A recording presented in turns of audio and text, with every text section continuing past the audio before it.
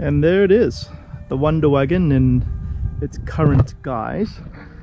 It's changed quite a bit since we first bought it a few years ago. Not just cosmetically, but we've changed the 19-inch alloys for 16-inch alloys with Michelin and Agilis tires, which are brilliant, by the way.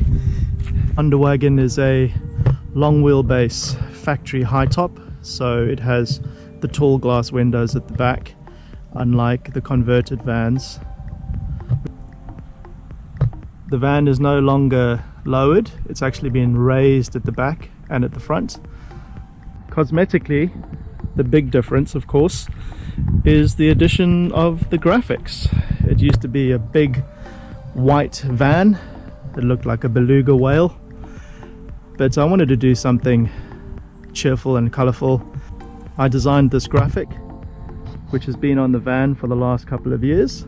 Done a few trips now down to France, Spain and Portugal, and it is starting to show. So the sun down in Portugal and Spain can be quite brutal, and you can see it on the vinyl now, starting to look a little bit tatty. So the idea is now to replace all of the vinyl and actually paint that on, because I'm quite happy with the way the van looks and reflective of the adventure van vibe that we've got going on. Surf and mountains, my favourite places, and the WanderWagon takes us there. So that is how the WanderWagon looks at the moment.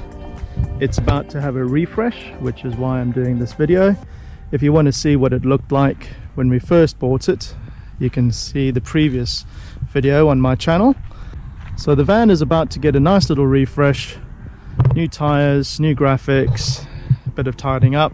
I will show you what we have done on the inside of the van in another video when I do a full van tour.